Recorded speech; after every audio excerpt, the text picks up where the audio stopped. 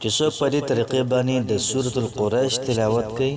د لومبۍ غټه فایده وي دا وي چې الله پاک به د انسان بدن دا ډېر غټه نه بالکل نارمل او سمارټ بدن به الله پاک د انسان لور کی او دا رنګ هټه وړه بار تر وزي نه دا ټایم نه مخکې انسان بوډا کیږي نه گیس بیماری به د انسان ته محترمو نه لاحق کیږي دا رنګ څومره د انسان حاجتونه وي دا الله پاک پوره کوي سونه مشکلات دي دا الله پاک ختمي مال او دولت به الله پاک د انسان لور کوي او دې سره سره کو د انسان دشمن وي او د یریږي د هغه نه دشمن نه مکمل نجات لپاره د سورۃ القریش ته وظیفه یوزل همه کوي بسم الله الرحمن الرحیم شروع کوم د ډیر زیات بخون کی او د ډیر زیات مهربان رب په نوم باندې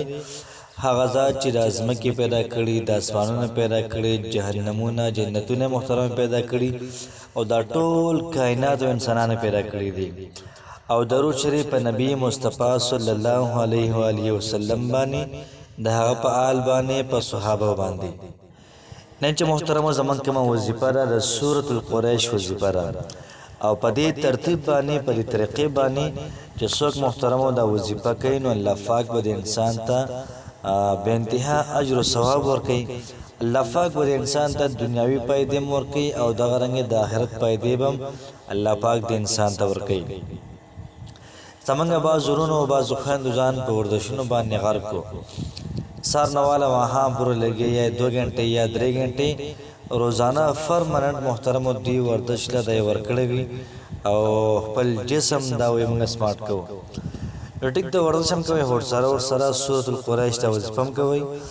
کم سړی چې دا وظیفه کوي یا کوم زنانه چې د سورۃ القریش ته وظیفه کوي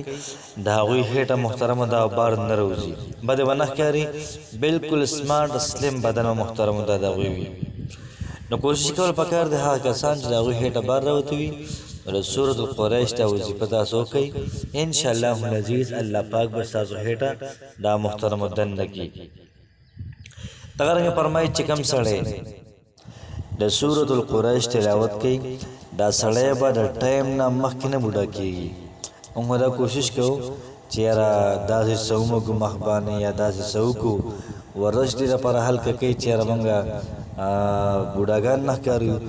ان شاء الله العزیز د سورۃ القریش بدا فواید وي چې کم سړی دا سورۃ وای نو الله پاک و د انسان د ټایم نه مخکې نه به بوډا کوي بالکل ځوان وي درېم پیدا محترم او سورۃ القریش دا شولا چې کم سړی سورۃ القریش وای د انسان گیس باندې گیس چې کله زمونږ گیس نو کنه زمونږ هټه محترم دا پړسي کنه چې پړسي کنه دا وغټي کنه اکثر زمونږ هټه دې دا وغټيږي چې کله موږ خوراک به هغه گیس سازي او دا غنګ نه پکې سو کو زی پکې نه سو کو ورزش کې هغه د وجه محترم دا ډیر زیات غټه شي دا غنګ فرمایي چې کوم سره سورۃ القریش تلاوت کوي الله پاک به انسان ټول حاجتونه پوره کوي او دا غنګ څومره د انسان مشکلات وي څومره په دوانه تکالیف وي څومره د غم کارونه وي الله پاک به ټول کارونه محترم ختم کولا د مال دولت د فارق وسوک د سورۃ القریش تلاوت کوي ان شاء الله العزیز الله پاک به انسان لا ډیر زیات مال او دولت ورکړي کوڅو کې محترمو د کاروبار د لپاره کوي الله پاک له بهترین کاروبار ورکړي ځکه چې ودې محترمو د کاروبار ذکر پکې دی دغه رنګ د رزق حلال د لپاره کوڅو د وظیفه کوي روزانه وي ان شاء الله العزیز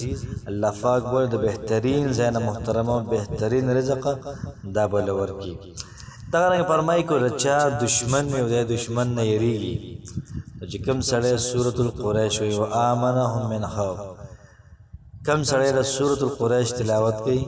ان شاء الله العزیز الله پاک وای د ير نه ساتي الله پاک وای د دشمنانو محترم د ساتي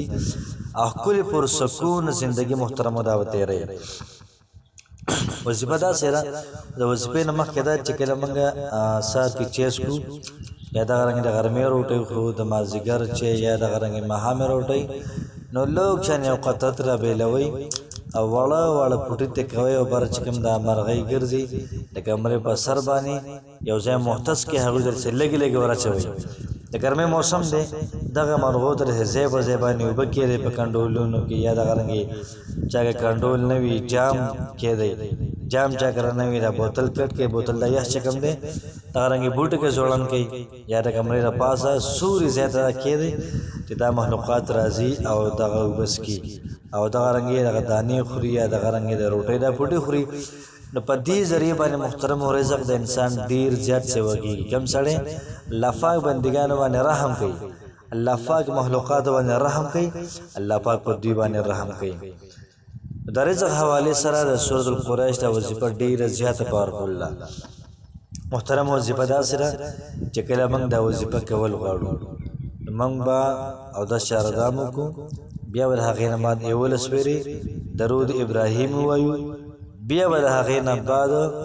یو شپری سورۃ القریش دا تلاوت کو یو شپری به سورۃ القریش دا تلاوت کو بیا هغه نه بعد 101 پیری یا رزاق او دا رنګ بیا هغه نه بعد 101 پیری الله الصمد او بیا هغه نه بعد اول سپری درود ابراهیمی ان شاء الله العزیز په یو سورۃ عمل سره الله پاک ستاسو ټول قرضې ختم کی ستاسو ټول حاجتونه به الله پاک پوره کی او دا رنګ ستاسو چې کوم ډایټینګ دی او هډ چې کوم راوته دا الله پاک دندگی الله پاک مو خوشاله آباد ساته السلام علیکم ورحمت الله وبرکاته